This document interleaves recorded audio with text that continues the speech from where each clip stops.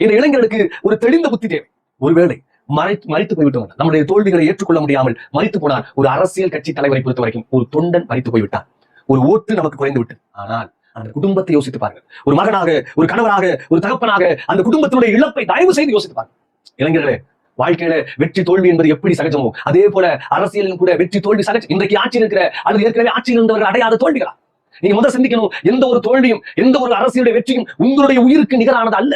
முதலாவது உங்களுடைய உயிரினுடைய மேன்மையை புரிந்து கொள்ளுங்கள். எதற்காக உங்களுடைய உயிரை தியாகம் செய்ய வேண்டும்ன்றதான எண்ணம் தயவு செய்து வாங்க. அது தியாகம் அல்ல, அது அழிவு. ஒரு கட்சிக்காக, ஒரு அரசியலுக்காக, ஒரு அரசியல் தலைவருக்காக உங்களுடைய உயிரை நீங்கள் மாய்த்துக் கொள்வது என்பது அது தியாகம் அல்ல, அது ஒரு அழிவு. நீங்க திரும்ப தெளிவா புரிந்து கொள்ள வேண்டும். நீங்கள் இல்லை என்றாலும் கட்சி நடக்கும். எந்த அரசியல் தலைவராவது தங்களுடைய கட்சி தோற்றிருக்கிறது என்று மறைத்திருக்கிறார்களா?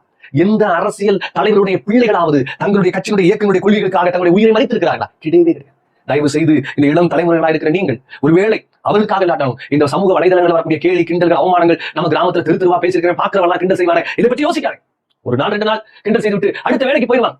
அதே போல மற்றவர்களுக்கு முதிர்ச்சி அடைந்த இத்தனை வருஷமா ஆட்சி செய்யக்கூடிய கட்சிகள் கூட ஒரு இளைஞர்களை ரொம்ப அற்பமாக அவமானப்படுத்தக்கூடிய எதிர்மறையான செயலும் இருக்கு. நாம் ஒரு பகுத்தறிவுடையவர்களாக நிதானமாக செயல்பட வேண்டியது இந்த காலகட்டத்துக்கு அவசியமா இருக்கிறது. பொதுவாகவே எந்த தலைவர்களும் தொண்டர்கள் மறிக்க வேண்டும் நினைக்க மாட்டாங்க. அவங்க உயிரோடு இருந்து நம்முடைய கட்சிக்கு உழைக்க வேண்டும் தான் நினைப்பாங்க.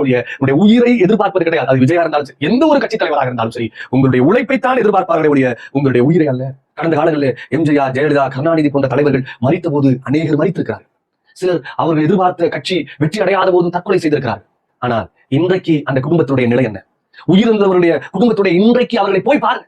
எந்த கட்சியும் வந்து இறக்குற போது இந்த கட்சி நாங்க இருக்கிறோம் அப்படின்னு சொல்லுவாங்க. ஆனா எந்த கட்சியும் ஒரு குடும்பத்தை பொறுப்படுத்த முடியாது, ஒரு குடும்பத்தை பாதுகாக்க முடியாது. அந்த குடும்பங்களுடைய இன்றைய நிலைகளை தயவு செய்து நீங்கள் யோசித்து பார்க்க வேண்டியது அவசியமா இருக்கிறது. ஒரு பெரிய நம்பிக்கையோடு இருக்கிற போது தோல்வி ஒருவேளை வந்தால் அது மிகுந்த வழியை தரக்கூடியதுதான். அதுல ஒன்றும் மாற்றுக்கிறது. ஒரு அழுகு வரலாம், விரக்தி வரலாம், பயம் வரலாம், இதெல்லாம் உண்மைதான். ஆனால் எல்லா உணர்வுகளும் மாறும் என்று இளைஞர்கள் நீங்கள் புரிந்து கொள்ள வேண்டும். எல்லாம் மாறும். இந்த ஒரு கிரிக்கெட்ல எப்போதும் ஒரு டீம் ஜெயிச்சு கொண்டே இருக்க முடியுமா? கிடையாது. எவ்வளவு பெரிய தோல்வி என்றாலும் சரி, அடுத்த முறை ஜெயிக்கலாம் என்று நினைப்பதை போலத்தான் நாம் இந்த தேர்தலை அல்லது நம்முடைய பிள்ளைகள் இந்த தேர்தலை புரிந்து கொள்ள வேண்டும் என்று தயவு செய்து உங்களுடைய பிள்ளைகளுக்கு சொல்லிக் கொடுங்க. இளைஞர்களை நீங்கள் புரிந்து கொள்ளுங்கள். உங்களுடைய வழி உண்மையாகத்தான். நீங்கள் மிகவும் நேசிக்கிற ஒரு தலைவர், மிகவும் நேசிக்கிற ஒரு கட்சி ஜெயிக்காத போது வழி இருக்கலாம். ஆனால் அது உங்களுடைய வாழ்க்கை அல்ல, அது உங்களுடைய வாழ்க்கையை முடித்துக் கொள்வதற்கான ஒர்த்தம் கிடையாது. ஆகவே நாம் ஒரு உண்மையை புரிந்து கொள்ள வேண்டும்.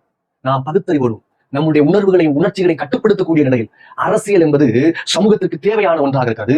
ஆனால் அது எல்லாவற்றையும் விட உங்களுடைய வாழ்வியல் மூலமாக உங்களுடைய அரசியலை வெளிப்படுத்த வேண்டிய ஒழிய உங்களுடைய வாழ்க்கையை வாய்த்துக் கொண்டு உங்களுடைய அரசியல் தலைவரையோ உங்களுடைய அரசியல் கொள்கையோ வெளிப்படுத்த முடியாது, வெளிப்படுத்தக்கூடாது.